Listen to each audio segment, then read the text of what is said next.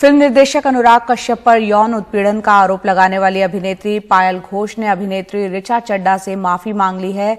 ऋचा चड्ढा ने पायल घोष को अनुराग कश्यप पर आरोप लगाने के क्रम में गलत तरीके से उनका नाम लिए जाने को लेकर कानूनी नोटिस भेजा था।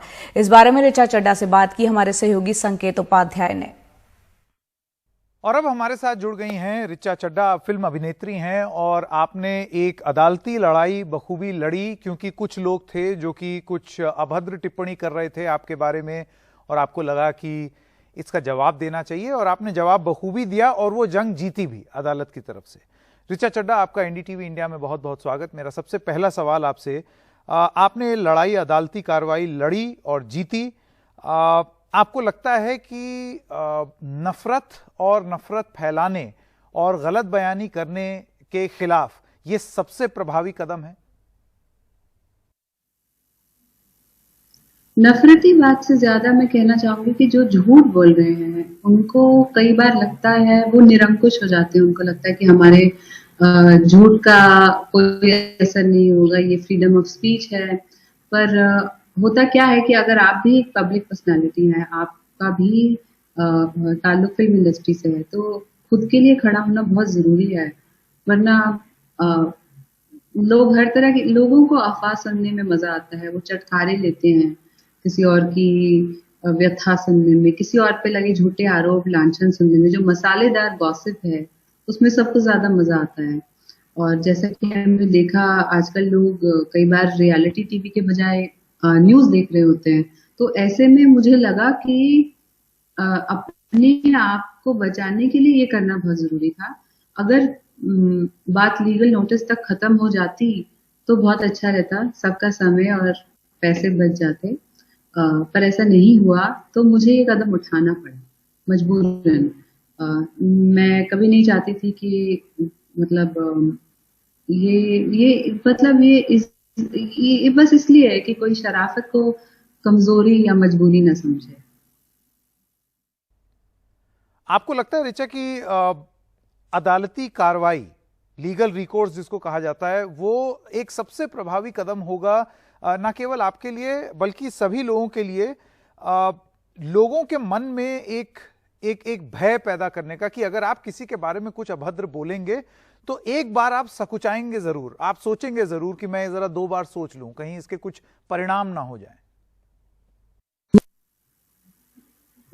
ये कुछ हद तक होता ही है। जब कोई नई चीज आती है, जैसे सोशल मीडिया जब शुरू में आई थी, तो लोग सिर्फ खूबसूरत फोटोज डाल रहे थे। कुछ मतलब आज से नॉट इवन ज्यादा दिन पहले की बात नहीं है, 4, 5, 6 साल पहले भी जब ट्विटर या इंस्टाग्राम या फेसबुक का उतना होल्ड नहीं था हमारे देश में जितना अभी है, तो पीपल वो फेयरली नाइस। अभी भी मुझे ऐसा लगता है कई बार जब लोग आपको ऑनलाइन गाली देते हैं, जब आपसे जिंदगी में मिलते हैं तो थोड़े शर्मिंदा होते हैं, उनको लगता है कि यार मैं क्या बोलता रहता हूँ।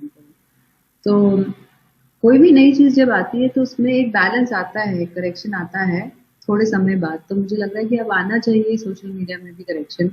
हालांकि by the nature of the internet वहाँ जैसे ना अनामिका होना बहुत आसान है, नेमलेस फेसलेस ट्रोल होना, और असली होना भी जरूरी नहीं है। आप बॉट हो सकते हैं, आप कंप्यूटर का प्रोग्राम हो सकते हैं। तो मुझे नहीं पता आगे क्या होगा, पर मुझे जरूर लगता है कि लोग शायद सोचना शुरू करें। और अगर इतना भी मैं जानती हूँ कि हर शहर में अब साइबर पुलिस जो है वो थोड़ी थोड़ी एक्टिव हो रही है। अगर सच में लोग जाके साइबर पुलिस को कंप्लेन करने लगे टाइम पे, या औरतें जिनको ऑनलाइन थ्रेट्स मिलते हैं या कुछ, तो उससे बहुत बड़ा फर्क पड़ेगा। नहीं, देखिए, ये सवाल इसलिए पूछा जा रहा है क्योंकि आपकी अपनी ही इंडस्ट्री पिछले कुछ महीने से बहुत ज्यादा ये जो स्लैंडर कैंपेन जिसको कहा जाता है, नफरती बयानबाजी से जूझ चुकी है। बहुत कुछ बोला गया है इंडस्ट्री के बारे में, इंडस्ट्री लड़ने की भी कोशिश कर रही है, लेकिन आपको लगता है कि आपने एक तरीके की राह दिखाई है कि किस तरीके से इन सब मामलों को अपना हक इस्तेमाल करके लड़ा जा सकता है और वो लड़ाई जीती भी जा सकती है। जी, रिसीविंग एंड पे रही है। इंडस्ट्री का पूरी तरह से इस्तेमाल किया गया है। गानों के विजुअल चला के ड्रग्स की बातें की गई हैं, क्योंकि उनको भी पता है जो चला रहे हैं कि अगर तथ्य नहीं है, फैक्ट्स नहीं है, मनगढ़ंत कहानियां हैं, किसी के पड़ोसी की टेस्टिमनी है, या कोई मतलब व्हाट्सएप चैट को हैक करके कुछ और बनाए, मतलब जो भी हो रहा है, तो आप कैसे चलाएंगे, लोगों की रुचि कैसे रखेंगे, तो आप उसमें गाने डाल देते हैं। तो मुझे लगता है कि जरूर अगर उन्होंने इस्तेमाल कर ही रहे हैं बॉलीवुड को और उसके सितारों की लोकप्रियता को, तो एक ना एक दिन तो ऐसा आना ही था जब लोगों को समझ में आए गेम क्या है और वो इसके खिलाफ आवाज उठाएं। मुझे नहीं लगता मेरा इससे कुछ लेना देना है, पर मैं जरूर खुश हूं कि ऐसा हुआ। ऋचा, मैं आपसे ये सवाल पूछना चाहता था कि बॉलीवुड या हिंदी फिल्म इंडस्ट्री को अक्सर ये बोला गया है कि वो एकजुट नहीं होते हैं, अपने अपने में ही रहते हैं और कुछ एक एक कॉज लेने में या एक दूसरे की मदद करने में थोड़ा सा घबराते हैं, ऐसा कुछ आते हैं। ऐसी छवि है, मैं ये नहीं कह रहा हूं कि ऐसा होता ही है, ऐसी छवि है। आपको लगता है कि इस एपिसोड जिसमें बॉलीवुड अब चला गया एक साथ अदालत में नफरती न्यूज के खिलाफ, आपको लगता है कि ये एक एकजुटता का परिचय दिया है बॉलीवुड ने जो अब तक नहीं था? देखिए, वो आप लोगों को लगता हो सकता है कि स्पाइनलेस है, एकजुट नहीं है, पर मैं आपको अब जैसे आपको जिंदगी से उदाहरण दूं तो रितेश देशमुख जो है वो कांग्रेस पार्टी से हैं, उनके पिताजी भी नेता हैं, नेता रह चुके हैं उनके भाई भी, और विवेक ओबरॉय का संबंध अब बीजेपी से है, पर वो फिर भी एक दूसरे की इज्जत करते हैं, एक दूसरे के साथ काम करते हैं, एक दूसरे से प्यार से बात करते हैं। Change will not come from just shaming each other. एक दूसरे को नीचा दिखा के कुछ नहीं हो सकता। अगर हमें कंसेंसस बनाना है, आगे बढ़ना है, तो साथ ही आना पड़ेगा। और कई बार क्या होता है, अंदर अंदर की कुछ बातें होती हैं, किसी ने किसी पे somebody showed kindness to somebody said कि मैं अपनी पिक्चर की डेट आगे कर देता हूँ, तुम आ जाओ, या कोई कहे कि मैं तुम्हारे हॉस्पिटल का खर्चा निकाल देते। ऐसी जो छोटी छोटी काइंडनेसेस होती हैं वो शायद आपको, जैसे फारूक शेख के बारे में बहुत सारी ऐसी चीजें उनके मरने के बाद बाहर आई कि वो कितने लोगों की मदद कर रहे थे, या इंडस्ट्री में किस तरह से घुले मिले थे। या बहुत बार ऐसा होता है कि बाहर वालों को पता नहीं होता, तो ऐसा लगता है कि इंडस्ट्री एकजुट नहीं है। जरूर इससे ज्यादा एकजुट हो सकती है, पर फिर मतलब देश भी इससे ज्यादा एकजुट हो ही सकता है। कोई एक लैंडस्केप तो है नहीं जहाँ कि हमने डिसाइड कर लिया बैंड्रा इज बॉलीवुड, तो सब लोग वहां इकट्ठा होते हैं शाम को और मोमबत्ती जलाते हैं या चर्चा करते हैं। ऐसा नहीं है, कभी कभी मिलते हैं साल में, सालाना एक आधी कोई किसी की दिवाली पार्टी होती है या कुछ होता है, वहां मिलते हैं, या कभी फिल्म स्क्रीनिंग पे मिलते हैं, पोलाइटली सबसे मिलते हैं और मोर और लेस अपने काम से काम रखते हैं, क्योंकि बहुत हेक्टिक होती है हमारी जिंदगी और शेड्यूल, और मतलब और भी काम होते हैं। तो मुझे लगता है जरूर साथ आएंगे लोग, और साथ हैं भी एक हद तक, वरना इतने बिजी 34 लोगों का या 34 कंपनियों का साथ आना, ये क्या बोलते हैं, यूनियंस का साथ आना कोई आसान चीज तो है नहीं। ऋचा, मैं आपसे ये पूछना चाहता हूं कि नफरत को बड़ा आम बना देने में, क्योंकि अब देखिए नफरत के बारे में चर्चा भी हो रही है, नफरत के खिलाफ भी चर्चा हो रही है, लेकिन नफरत हो रही है, इसको बहुत ही आम बना देने के लिए आप जिम्मेदार किसको ठहराती हैं? देखिए, नफरत तो थी समाज में पहले भी, चाहे वो दलितों का उत्पीड़न, औरतों के साथ बलात्कार, या हिंदू मुस्लिम क्रिश्चियन के दंगे, तो ये थी समाज में। अब जरूर और बढ़ बढ़ के बाहर आ रही है, क्योंकि अब सबके पास फोन है, फोन में कैमरा है, कोई भी चीज कहीं पे भी लाइव स्ट्रीम हो जाती है। तो मैं ये भी मुझे लगता है कि जो लोग जैसे किसी की लिंचिंग का वीडियो फॉरवर्ड करते हैं, वो उनके ऊपर भी एक असर होता है उस चीज का, भले वो उसको डिनाउंस कर रहे हो या उसको एंजॉय कर रहे हो। हर एक एक्शन का सोसाइटल लेवल पे बहुत बड़ा इम्पैक्ट होता है। तो अगर सच में आपको बदलाव चाहिए तो आपको अपने आसपास से शुरू करना पड़ता है। बट मैं उल्टा देखती हूँ, मैं देखती हूँ कि लोग बोलते हैं कि यार फैमिली व्हाट्सएप ग्रुप पे मैं पॉलिटिक्स की चर्चा नहीं करूंगा। चर्चा तो होनी चाहिए, विचार विमर्श होना चाहिए, तभी जाके कुछ बदलेगा। अगर आप अपनी परिवार के साथ ही बात नहीं कर पा रहे, तो आप कैसे सोच रहे हैं कि आप पड़ोस वाले के साथ या किसी दूसरे प्रांत या स्टेट के इंसान के साथ बात करके कोई, क्योंकि आगे तो कोई बढ़ ही नहीं सकता अगर कंसेंसस नहीं है तो। ऋचा, आपसे थोड़ी देर पहले आपसे बात हो रही थी तो आपने ये बोला कि नफरत जो है अर्थव्यवस्था के लिए भी खराब है। ये क्यों बोला आपने?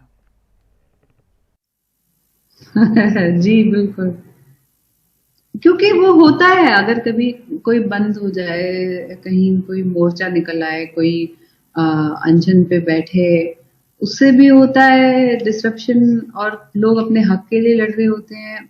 आप खुद ही बताइए, कहा मैंने आपको पहले भी उदाहरण दिया था, कोई सीरिया या इराक या अफगानिस्तान कोई छुट्टी बनाने नहीं जाता। आप कभी नहीं सुनेंगे कि कोई बोलेगा oh I went for beautiful holiday to Syria. आपको पीस चाहिए, बहुत बेसिक चीज है, अमेरिकन पीस, तो न्याय जरूरी है जस्टिस के लिए। और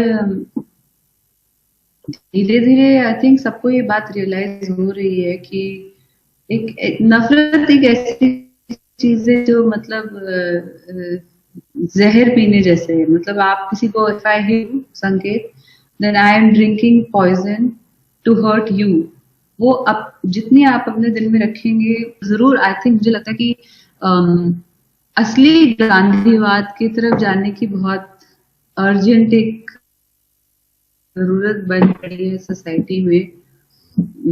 उसमें सारी उसमें स्वदेशी आ जाता है, अपनी भाषा पे गर्व करना आ जाता है, अपना कल्चर, उसमें वैष्णव जन तो सब कुछ आ जाते हैं। तो मतलब मुझे लगता है वो एक अच्छा एक ऑलरेडी अवेलेबल सोल्यूशन है, तो उसको इम्प्लीमेंट किया जाए, ना केवल नोट पे जो उनकी तस्वीर है पर उनके कुछ विचार अगर हम, क्योंकि हो सकता है कि आजादी के समय भी ऐसी ही कंडीशन रही हो, या कभी कभी मुझे लगता है कि जब अंग्रेज हिंदुस्तान आए थे तो क्या ऐसा ही था कि हर जगह आग लगी हुई थी, कोई एकजुट नहीं था, इसलिए वो इतनी आसानी से हमें कंट्रोल कर पाए। खैर बहुत लंबी चर्चा हो जाएगी, बट जी। अब मैं आपसे एक सवाल पूछना चाहता हूं, ये जो एड कैंपेन है तनिष्क ज्वेलरी का, उसको लेकर के आपने इस खबर के बारे में तो सुना ही होगा। आपको क्या लगता है कि जब फेथ या खास तौर से इंटरफेथ की जब बात होती है तो अब समाज और ज्यादा रिग्रेसिव होता चला जा रहा है और उसको शायद एक राजनीतिक शय भी है? किस तरीके से देखती हैं आप कि पहले ट्रोलिंग हुई, फिर एड हटा और उसके बाद के प्रकरण को? नहीं, पिछड़ा तो देखो, ये कहना भूल होगी कि बॉम्बे, दिल्ली, गोवा, बैंगलोर, कोलकाता और कुछ मेट्रो सेंटर्स के पॉश इलाकों के अलावा कि भारत में पिछड़ापन नहीं है।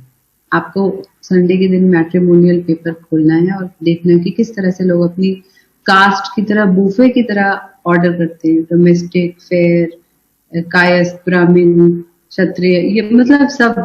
और ये जो चीज है वो तो है ही, अब वो बहुत उजागर हो रही है, आगे आ रही है, और मुझे लगता है किसी हद तक एक इम्बोल्डन भी हो जाती है। उससे नुकसान सभी का है, उसमें ऐसा नहीं है कि कोई, और ऐसा भी नहीं है कि कोई फेक चीज दिखा रहे हैं। इंटरफेथ कपल्स होते हैं, इंटरकास्ट कपल्स होते हैं। आज सुप्रीम कोर्ट ने मेरे ख्याल से सेम सेक्स कपल्स की मैरिज की भी बात उठाई। तो एक तरफ यहाँ तक बात पहुंच गई, दूसरी तरफ हम इन्हीं चक्रों में लगे कि क्या, किसको क्या बोलना चाहिए। तो आई डोंट नो कि आउटरीच कितना रियल है, कितना मैन्युफैक्चर्ड है। आपको पता है कितना आसान है कुछ भी मैन्युफैक्चर कर, वर्ड्स हो या जो भी हो। पर नफरत का अंत कभी अच्छा नहीं होता, जो करता है उसके लिए भी नहीं होता, एंड जो who's at the receiving end उसके लिए भी नहीं होता। इट्स वेरी सिंपल, और ये टाइम टेस्टेड चीज है। मतलब मुझे लगता है तभी बड़े बुजुर्ग ऐसे बैठे रहते हैं, क्योंकि उनको लगता है चलो तुम भी ये लेसन जी लो एक बारी।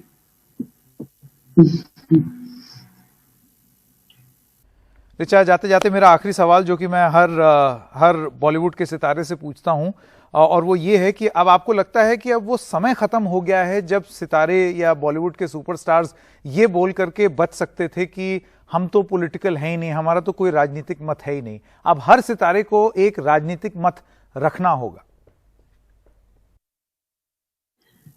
नहीं, ऐसा नहीं है। कुछ लोग जिनको ज्यादा नॉलेज नहीं है, जो मूर्ख हैं, वो एपॉलिटिकली रहे तो बेहतर है, क्योंकि फिर वो अपने ओपिनियन देते हैं, उनको प्लेटफॉर्म मिल जाता है, तो उसमें कोई तथ्य नहीं होता, कोई सेंस नहीं होता, कोई तर्क नहीं होता। तो अ, बिना किसी की बेइज्जती किए मैं ये कहना चाहती हूँ कि अगर आपको नॉलेज नहीं है तो आप रहिए, बिल्कुल बेफिक्र एपॉलिटिकल रहिए। पर कहीं ना कहीं मीडिया में ये बात बार बार आती है कि देखो हॉलीवुड वाले कितना स्टैंड लेते हैं, हॉलीवुड वाले ये करते हैं, वो करते हैं। हॉलीवुड हॉलीवुड वाले एक्टर्स, डायरेक्टर, सबको रॉयल्टी मिलती है। वो फिल्म दर फिल्म काम नहीं करते, और उनकी यूनियंस बहुत स्ट्रांग है, उनकी लॉज बहुत स्ट्रांग है, उनकी इंडिपेंडेंट प्रेस बहुत स्ट्रांग है। और हमारा देश अभी नीचे ही खिसकता जा रहा है प्रेस फ्रीडम के इंडेक्स में। तो ऐसी चीजों में एक्सपेक्ट करना कि बॉलीवुड हमेशा आगे आके कुछ करेगा, आपको मैं ये बता दूं, ये डिस्कशन हर जगह चलता है। कुछ लोग पब्लिक में नहीं करते, कुछ लोग कर लेते हैं, बस इतनी सी बात है। सबको पता है हो क्या रहा है। जी, ऋचा चड्ढा, एनडीटीवी से बात करने के लिए आपका बहुत बहुत धन्यवाद।